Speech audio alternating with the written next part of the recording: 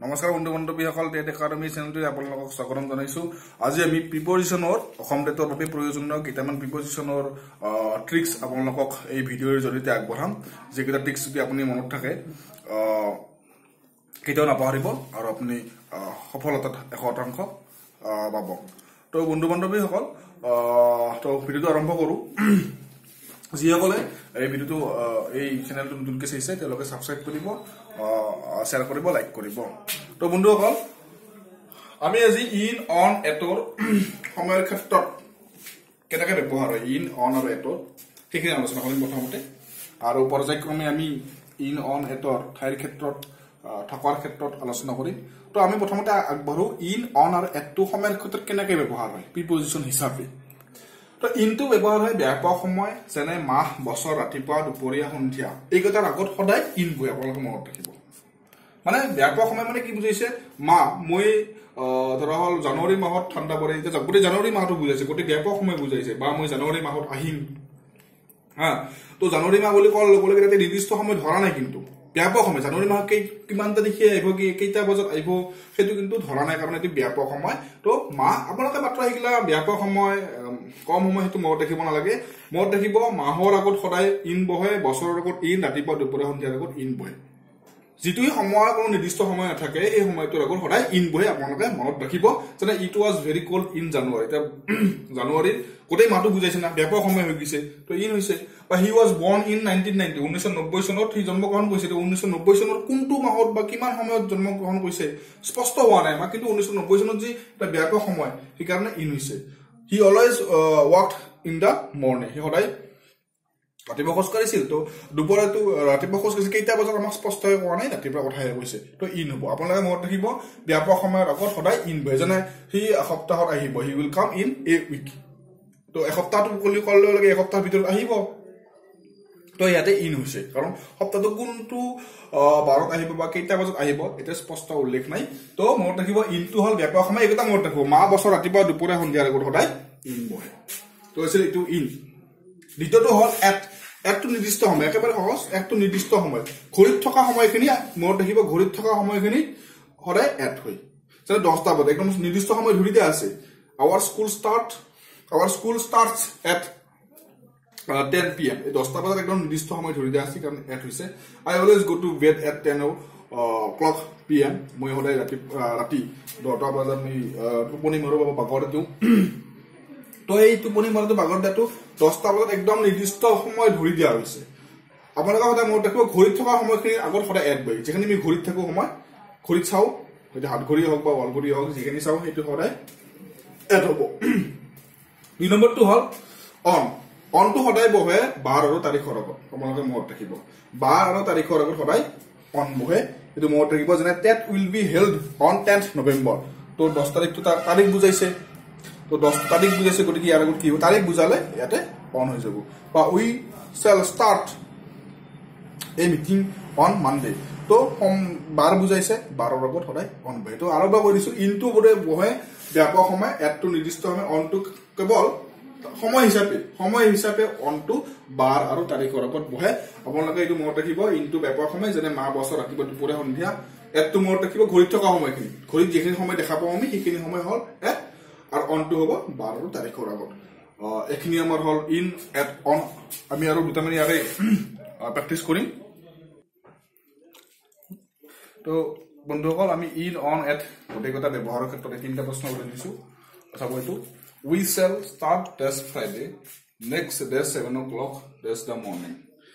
তো ইয়াতে কি হ'ব, ফ্ৰাইডেজ আমি কৈছো 12 আৰু তাৰিখৰ আগত সদায় কি বহে, অন বহে, তো ইয়াতে অন হ'ব, অন। নেক্সট 7 o'clock 7টা বজাত নিৰ্দিষ্ট সময় দিয়া আছে, তো ইয়াতে ঘড়ীত থকা সময় আছে, তো ইয়াত হ'ব। আৰু মৰ্ণিং ব্যাপক সময় আমি পাইছো, মৰ্ণিং, সন্ধিয়া, দুপৰীয়া, মাহ, তাৰপিছত বছৰৰ আগত সদায় কি বহে, ইন বহে, তো এইটো হ'ব ইন। 2 নম্বৰটো কি আছে, I will call and see you this Sunday and 7, একে হ'ল, এইটো অনেই হ'ব। ছানডে 12ৰ আগতে অন, এট 7, ইভিনিঙৰ ইন, এইটো। 3 নম্বৰটো আছে, হি ৱাজ বৰ্ণ 1890 এণ্ড ডাইড 20 August 1970।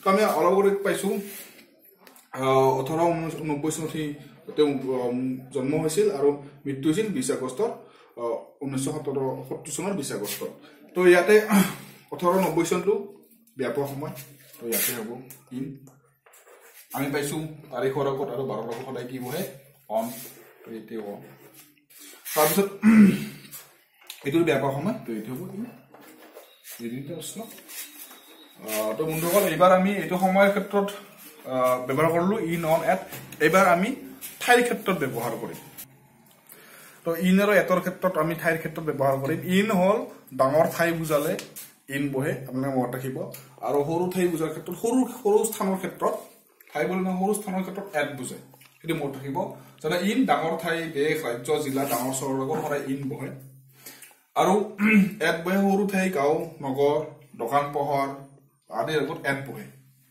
এইটো মই মনত ৰাখিব তো ধৰা আই লিভ ইন গুৱাহাটী গুৱাহাটীখন ডাঙৰ তো কাৰণে ইন বহিছে আই লিভ এট পাঠশালাখন সৰু নগৰ বুজাইছে ইয়াতে এট বহিছে সি ইজ এট হোম তো হোমটো ঘৰ মানে তোমাৰ সৰু হোৱাৰ কাৰণে এট হৈছে তো কিন্তু আমি I live at Baksa in Assam তো জিলা ক্ষেত্ৰত দেখোন আমি পাইছিলো অলপ আগতে যে ইন বহে ইয়াতে কিয় বাক্সা হল ইয়াতে কিয় এট হল কাৰণ আমি অসম বুলি ক'লে লগে লগে অসমৰ তুলনাত বাক্সাটো সৰু হৈ গ'ল সেইকাৰণে ইয়াতে এট হৈছে আৰু অসমটো ইন হৈছে ঠিক তেনেদৰে I live at Bhatebaburi in Baksa district ইয়াতে কিন্তু ইন হৈছে কিয় ভটেবাবুৰি যিহেতু ভটেবাবুৰি টেট একাডেমি ভটেবাবুৰিৰ পৰা আৰম্ভ হৈছে টেট একাডেমি বাক্সা জিলাত তো আই live at Bhatebaburi in Baksa ডিষ্ট্ৰিক্টৰ ঠাইত ভটেবাবুৰিটো সৰু তো সেইকাৰণে ইয়াতে এন হৈছে কিন্তু ইয়াতে বাক্সা ডিষ্ট্ৰিক্টটো অসমতকৈ সৰু সেইকাৰণে ইয়াতে এট হৈছে আপোনালোকে মনত ৰাখিব ডাঙৰ ঠাই দেশ ৰাজ্য জিলা ডাঙৰ চহৰ আদিৰ আগত ইন বহে সৰু ঠাই গাঁও নগৰ আদিৰ আগত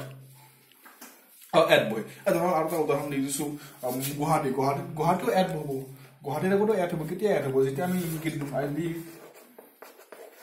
at Guwahati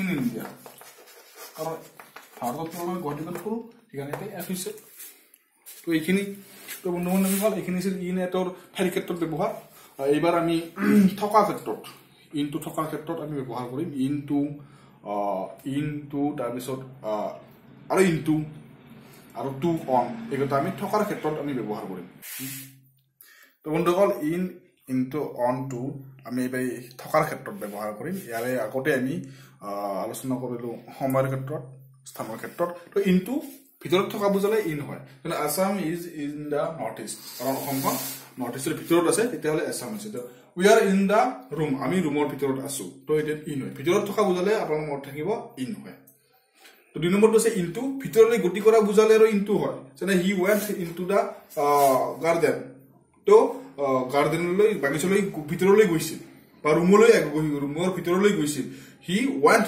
into the room he went into the room আৰু he is in the room মাজত পাৰ্থক্য আছে he is in the room হল হি ৰুমত থকাটো বুজিছে ৰুমৰ ভিতৰত আৰু he went into the room বুজালে ভিতৰলৈ যোৱা বুলি কৈছে ভিতৰলৈ গৈছিল তেওঁ ৰুমৰ ভিতৰলৈ গৈছিল সেইটো হ'ব into তো মই দেখিব into ভিতৰত থকা বুজালে একদম সহজ অসমখন ভিতৰত থাকিলে আপোনালোকে গম পাব আৰু ইন আৰু বাহিৰ ভিতৰলৈ গতি কৰা বুজায় যেনে দা মানাহ ফ্ল'ছ ইনটু দা ব্ৰহ্মপুত্ৰ ভিতৰলৈ মানাহখন গতি কৰিছে তো এইটো হ'ব into হ'ব এইটো হল ইন আৰু ইনটো থকাৰ ক্ষেত্ৰত অনটো হিমাত থকা বুজালে the Himalayas is on the north of India আমাৰ ভাৰতৰ উত্তৰ দিশত কি আছে আমাৰ হিমালয় আছে তো হিমাত থকা আছে হিমাত আছে নহয় সেইকাৰণে ইয়াতে হৈছে অন হিমাত থকা বুজালে আপোনালোকে গম পাব অন হয় হিমাত বা কাষত থকা বুজালে আপোনালোকে গম পাব আৰু অন হয় যেনে the Himalayas is on the north of India ভিতৰত আছে টু